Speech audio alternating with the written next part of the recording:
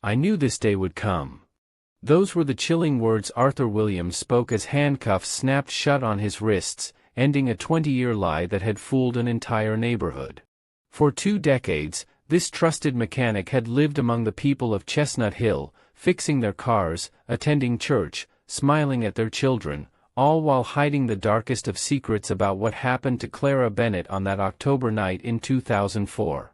Welcome to Cold Crime Stories HQ. Before we dive into this shocking case that rocked Philadelphia, I want to know, where are you watching from today? Drop your location in the comments below, and while you're at it, hit that subscribe button and ring the notification bell. Every time someone skips subscribing, another story like this risks being forgotten. Don't let that happen. Hit subscribe and make sure these voices are never silenced. The silver Subaru Outback pulled out of the Whole Foods parking lot on Germantown Avenue as the clock struck 9 p.m. on October 15, 2004. Inside, Clara Bennett, 28, fresh off her banking shift at Wells Fargo, clutched a small bag of groceries. At 9:17 p.m., security cameras captured a dark green Ford Explorer traveling the same route, its headlights following her taillights into the Pennsylvania darkness. Eleanor Bennett, Clara's mother, waited in their Victorian home's warm kitchen, dinner growing cold on fine china plates. She dialed her daughter's number repeatedly, each ring echoing in the empty house like a countdown to nightmare. What happened that crisp autumn evening would haunt Chestnut Hill for 20 years, turning a picture-perfect neighborhood into a place where everyone wondered if they truly knew their neighbors. October in Philadelphia carried the scent of fallen leaves and the promise of winter. The historic cobblestone streets of Chestnut Hill gleamed under street lamps as Clara finished her shift at the downtown Wells Fargo branch. Security footage showed her in a navy blazer and pearls, her blonde hair catching the store's fluorescent lights as she moved through the familiar aisles of Whole Foods. She selected items carefully: fresh pasta, a bottle of wine, ingredients for the dinner she'd promised to cook for her mother and younger brother Liam. The clock read exactly 9 p.m. when her Subaru's engine started, headlights sweeping across the parking lot's wet asphalt. She called her mother from the car, her voice bright with plans. "Mom, I'm heading home now. Tell Liam to set the table, I'm making that fettuccine he loves." Those words, captured on Eleanor's answering machine, would become the last anyone ever heard from Clara Bennett. In the Bennett family's 3-story Victorian on West Evergreen Avenue, Eleanor arranged autumn flowers in a crystal vase while 24-year-old Liam channel surfed, occasionally glancing at the antique clock above the fireplace. 10 minutes became 30, then an hour. Eleanor's calls went straight to voicemail. The pasta water boiled over. The wine remained unopened. And silence settled over the house like a shroud. 3 blocks away, an ATM camera at PNC Bank caught something that would haunt investigators for decades: a dark green Ford Explorer maintaining the same route as Clara's silver Subaru, its driver's face hidden in shadow. The timestamp read 9:19 p.m. By morning, that footage would become the only clue to Clara's fate, a ghostly trail leading nowhere. When dawn broke over Chestnut Hill's tree-lined streets, Clara still hadn't returned home. Eleanor, her hands shaking as she gripped her coffee cup, called the Philadelphia Police Department at 6:47 a.m. Her voice cracked as she spoke to the dispatcher. "My daughter never came home. Clara would never do this, something terrible has happened." Liam stood behind his mother, his face pale as he realized their perfect family was about to shatter. The Philadelphia Police Department's Northwest Division responded immediately. Within an hour, patrol cars lined West Evergreen Avenue, their red and blue lights reflecting off the Victorian home's windows. Neighbors gathered on their porches, whispering among themselves as K-9 units began searching Fairmount Park's wooded trails. The dogs picked up Clara's scent from a silk scarf in her bedroom, leading searchers toward the Wissahickon Creek before losing the trail near a dark, winding road. Local news crews descended like vultures.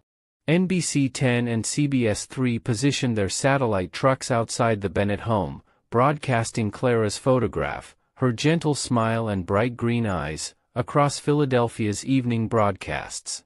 Eleanor stood before the cameras, her voice steady despite her trembling hands. If anyone has seen my daughter, please call the police. Clara is everything to our family. Please help us bring her home. The community response was immediate and overwhelming. Presbyterian Church of Chestnut Hill became a volunteer headquarters, with members organizing search parties and distributing flyers. Clara's face appeared on every lamppost and storefront window. Her co-workers at Wells Fargo held prayer vigils, candles flickering in the October wind as hundreds gathered on Germantown Avenue, their voices joining in desperate hope. Think about it, a simple click on subscribe could help keep these cases from turning into cold files nobody cares about. Wouldn't you want someone to do that for you? A witness came forward on the third day, claiming they'd seen Clara's Subaru turning onto a secluded road near the Wissahickon Valley around 9:30 that October night. Police cordoned off the area, searchlights cutting through the darkness as officers combed every inch of forest floor. Community volunteers joined the search, their flashlights bobbing like fireflies through the woods. But as dawn broke, they found nothing, no car, no signs of struggle, no trace of Clara Bennett. The 48-hour window closed with crushing silence. Hope flickered like a candle in a storm, and with each passing hour, that flame grew dimmer. Detective Frank Russo, a 20-year veteran of the Philadelphia Police Department, took charge of the investigation. His weathered face had seen too many cases like this, but something about Clara's disappearance haunted him. He studied every detail obsessively, the bank security footage, the Whole Foods receipt, the ATM camera that captured the mysterious Ford Explorer. The timeline was precise. Clara left the store at 9 p.m., the green Explorer appeared minutes later, following her route toward Chestnut Hill. Then both vehicles vanished into the night. Russo expanded his investigation to Clara's personal life. She had recently ended a relationship with David Morrison, a fellow banker, but their breakup had been amicable. David cooperated fully, providing an alibi supported by multiple witnesses at a downtown sports bar. His grief seemed genuine, his confusion complete. Russo noted in his file, Morrison cleared, no motive, solid alibi, genuine emotional response. The investigation took an interesting turn when neighbors mentioned Arthur Williams. Arthur owned Williams Auto Repair, a small garage just outside Chestnut Hill's main shopping district. Neighbors described him as helpful and polite, always ready to fix a flat tire or jumpstart a dead battery. But some whispered about his interest in Clara, the flowers left on her doorstep, the offers of car maintenance, his frequent appearances near her jogging route through Fairmount Park. Clara's friend Jennifer recalled conversations about Arthur's attention. Clara was always polite but firm, Jennifer told Russo. She'd smile and thank him, but she made it clear she wasn't interested. She said he seemed lonely, and she didn't want to hurt his feelings. Russo brought Arthur in for questioning. The 42-year-old mechanic sat calmly in the interview room, his work shirt clean despite the oil stains under his fingernails. Arthur claimed he'd been working late at his garage on October 15 with a colleague, Marcus Thompson, repairing a customer's transmission. His alibi seemed solid. Marcus confirmed they'd worked until nearly midnight. With public pressure mounting and no concrete evidence, Arthur was released.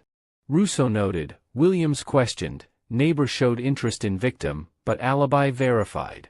No grounds for detention. The case began to stagnate. Searches of the Wissahickon Valley turned up nothing. The green Ford Explorer remained a ghost on grainy security footage. No body, no car, no physical evidence beyond that haunting ATM video. Every lead dissolved like morning mist, leaving the Bennett family trapped in an endless nightmare of not knowing. If you can sit through this story but can't click subscribe, then ask yourself, what would you expect from the world if it was your face on a missing poster? Months crawled by with agonizing slowness. Detective Russo's team expanded their search radius, checking every pond, quarry, and abandoned building within 50 miles of Philadelphia. The green Explorer became their obsession. They tracked down every registered owner, followed every possible lead. But Pennsylvania is vast, and rural areas held countless secrets. By spring 2005, the Philadelphia Police Department quietly acknowledged they had exhausted their resources. Clara Bennett's case file, thick with reports and dead ends, was transferred to the cold case unit. Eleanor Bennett aged years in months. Her silver hair turned white, deep lines etched around her eyes. Clara's bedroom remained exactly as she'd left it, clothes still in the hamper, books open on the nightstand, her law school acceptance letter pinned to the bulletin board. Eleanor would sit in that room for hours, staring out the window at Germantown Avenue, waiting for her daughter's Subaru to turn into the driveway. Liam threw himself into work, becoming a successful architect, but Clara's ghost followed him everywhere. He married, had children, but every family gathering felt incomplete. Each October 15th, he visited the Presbyterian Church of Chestnut Hill, lighting a candle for his sister while Eleanor sat in the front pew, her fingers clutching a worn photograph. The rumors started slowly but spread like poison through Chestnut Hill's genteel community. Some whispered that Clara had run away to escape family pressure about law school. Others suggested she'd been involved with dangerous people, maybe even organized crime. The most cruel rumors hinted at suicide, claiming she'd thrown herself into the Delaware River. These stories cut Eleanor deeper than any knife, but she endured them in silence, knowing that fighting rumors only fed them. By 2008, Clara's name rarely appeared in news reports. Her case file gathered dust in a storage room, one of hundreds of unsolved disappearances. The vigils stopped. The volunteers moved on to new causes. Philadelphia had newer tragedies to mourn, and gradually, Clara Bennett became just another ghost haunting the city's collective memory. But Eleanor never stopped hoping. Every October 15th, she lit a candle in Clara's room, the flame casting dancing shadows on the walls. That ritual became her anchor. As long as the candle burned, her daughter's case remained alive. Liam worried about his mother's obsession, but he understood. Without hope, they had nothing left of Clara but memories. Not everyone believes in hitting that subscribe button. If that's you, I want to hear it. Comment your reason. Just don't vanish like the people in these stories. 20 years passed like a slow-moving river, carrying away everything except pain. Arthur Williams continued operating his garage, expanding his business and earning respect in the community. He attended church regularly, coached Little League baseball, and became known for his charitable work. Neighbors saw him as a pillar of the community, reliable, honest, always willing to help. No one connected the quiet mechanic with Clara Bennett's disappearance anymore. Eleanor grew frail but never lost her dignity. Even in her 70s, she maintained Clara's room exactly as it had been, dusting the law books her daughter would never read, watering plants that had long since been replaced. Liam visited every Sunday, bringing his children to hear stories about the aunt they'd never meet. The family kept Clara's memory alive through sheer force of will, refusing to let her become just another cold case statistic. On a sweltering July morning in 2024, construction crews broke ground for new luxury condominiums in suburban Montgomery County, just outside Philadelphia. The development would transform 60 acres of unused farmland into a gated community for young professionals. As excavators bit into the hard-packed earth, exposing soil that hadn't seen sunlight in decades, a veteran operator noticed something unusual in his bucket's load. Mixed with the dirt and rocks was a deteriorated leather purse, its strap nearly disintegrated but still recognizable. The foreman called for work to stop as they carefully extracted the bag from the earth. Inside, protected by layers of mud and time, they found an old flip phone, its battery compartment corroded beyond recognition. A Wells Fargo debit card bore a familiar name, Clara Bennett. The discovery sent shockwaves through the Philadelphia Police Department. Detective Maria Santos, now heading the cold case unit, had heard Clara's story from older officers but never expected to see physical evidence surface after 2 decades. She personally collected the purse, treating it with the reverence of a religious relic. This wasn't just evidence, it was proof that Clara Bennett hadn't vanished into thin air. The purse was rushed to the Pennsylvania State Police Forensic Laboratory, where technicians used advanced DNA extraction techniques unavailable in 2004. They found skin cells on the leather strap, genetic material that had survived 20 years buried in Pennsylvania soil. The DNA profile was clear and complete, but it didn't match Clara Bennett. It belonged to an unidentified male. Santos ran the profile through CODIS, the national DNA database. The computer searched through millions of genetic profiles, comparing each sequence with the unknown sample from Clara's purse. Hours passed before the screen flashed a result that made Santos's heart race. Arthur Williams, 100% match. The man who had lived peacefully in the community for 20 years, who had coached children and fixed their parents' cars, whose alibi had protected him since 2004, that man's DNA was all over Clara Bennett's purse. The kind neighbor facade crumbled instantly, replaced by the cold reality of scientific evidence. If you won't subscribe, fine, but don't leave quietly. Drop a comment and tell me why, because ignoring these cases without a word helps no one. Santos knew she had to move carefully. 20 years had passed, witnesses had died or moved away, and Arthur Williams had built a life based on his false innocence. She assembled a task force and began re-examining every aspect of the original investigation. The results were disturbing. Arthur's 2004 alibi fell apart under scrutiny. Marcus Thompson, the colleague who had supposedly worked late with Arthur that October night, admitted the truth when confronted. Arthur had called him the next morning, asking him to lie if police inquired about that evening. The task force discovered other troubling details. Arthur had purchased the green Ford Explorer just weeks before Clara disappeared, paying cash and registering it under his business name. He'd sold it immediately after her disappearance, claiming it had mechanical problems.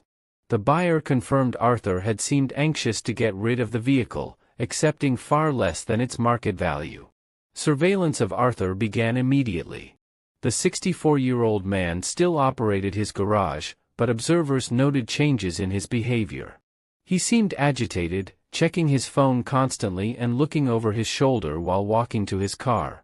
At church, he sat alone in the back pew, avoiding conversations with other parishioners. The facade of normalcy was cracking. On a cold December morning in 2024, Arthur Williams was working alone in his garage when police cars surrounded the building. Detective Santos led the team, her voice steady but firm as she called out, "Arthur Williams, Philadelphia Police Department. You're under arrest for the murder of Clara Bennett." Arthur crawled out from under a customer's car, wrench still in his hand, oil staining his coveralls. For a moment, he stood frozen, 20 years of lies collapsing around him. Then he dropped the wrench, wiped his hands on a rag, and spoke the words that would haunt everyone present, "I knew this day would come." The arrest sent shockwaves through Chestnut Hill. Neighbors who had trusted Arthur for decades stood in their doorways, watching in disbelief as he was led away in handcuffs. The man who had fixed their cars, helped their elderly relatives, and smiled at their children was revealed as something monstrous. The betrayal cut deeper than any knife. For 20 years, they had lived beside a killer. People vanish every day, and their names fade faster than you think. If you don't subscribe, you become part of the silence that erases them. The Bennett family learned of Arthur's arrest through a phone call from Detective Santos. Eleanor, now 81 and frail, listened in stunned silence as Santos explained about the DNA evidence and the collapsed alibi. After hanging up, she sat quietly for a long time before speaking to Liam. "I always wondered about him. The way he looked at Clara, the flowers he'd leave. But I never wanted to believe our neighbor could be." She couldn't finish the sentence. Liam felt a complex mix of emotions, relief that they finally had answers, rage at the 20 years of suffering Arthur's lies had caused, and heartbreak that his sister would never come home. "At least now we know," he told his mother. "Clara didn't run away. She didn't abandon us. Someone took her from us, and now everyone will know the truth." The trial of Arthur Williams began in September 2025, drawing national media attention. The courtroom was packed daily with reporters, Clara's friends and family, and curious spectators. Prosecutor Jennifer Walsh built her case methodically, starting with the DNA evidence that placed Arthur's hands on Clara's purse.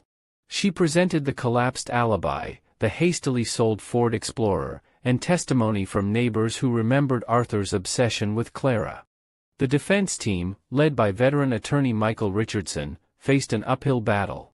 They couldn't dispute the DNA evidence but argued it didn't prove murder. Perhaps Arthur had found Clara's purse after someone else killed her. They painted him as a lonely man whose crush on Clara had been misinterpreted as something sinister. But the prosecution had more than DNA. A former customer came forward, remembering how Arthur had asked detailed questions about Clara's schedule and routines. A bank security guard testified about seeing Arthur loitering outside Wells Fargo on multiple occasions. Most damaging was Marcus Thompson's admission that Arthur had asked him to lie about their whereabouts on October 15, 2004. Arthur himself never testified. He sat silently throughout the trial, occasionally making notes but never showing emotion. When the jury returned after 2 days of deliberation, he stood calmly as the foreman read the verdict, guilty of murder in the first degree. Eleanor Bennett, supported by Liam and his children, listened as Judge Sarah Mitchell sentenced Arthur Williams to life in prison without possibility of parole. "Mr. Williams," the judge said, "you stole not just Clara Bennett's life, but 20 years of peace from her family. You sat in your church pew, smiled at your neighbors, and played the role of a good man while you carried the darkest of secrets. Justice has been long delayed, but it will not be denied." Arthur was led away in shackles, his head held high, showing no remorse for the decades of suffering he had caused. As the courtroom emptied, Eleanor placed a gentle hand on Clara's photograph. "It's finished," she whispered. "You can rest now."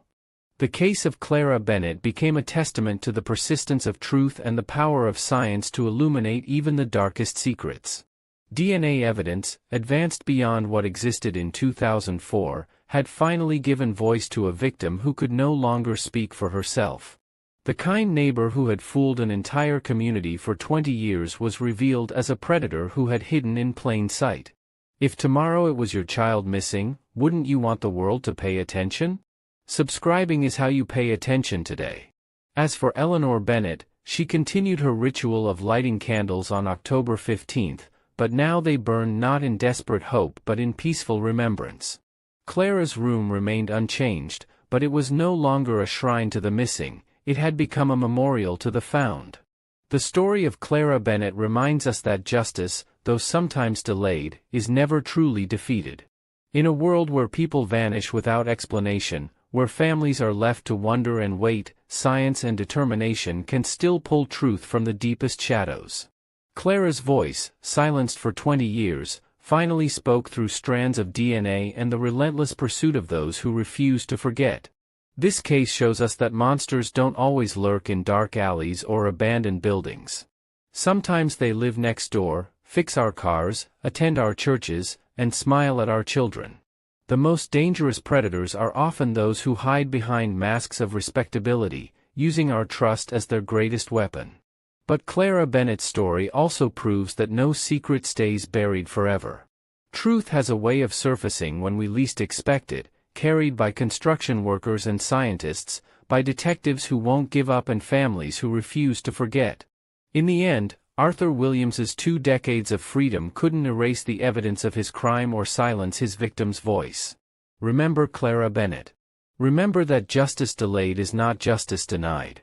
And remember that sometimes the person we trust most is the one we should fear most. Her story ended with handcuffs and a life sentence, but it began with a young woman who simply wanted to come home to her family. That's what we must never forget.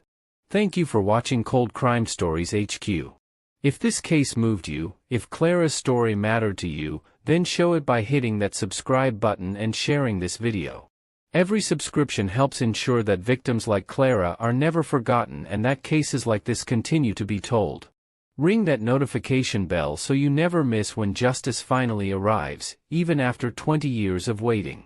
Drop a comment below telling us what you thought of this case, and don't forget to let us know where you're watching from around the world. Until next time, keep seeking the truth, and never stop believing that justice will find a way.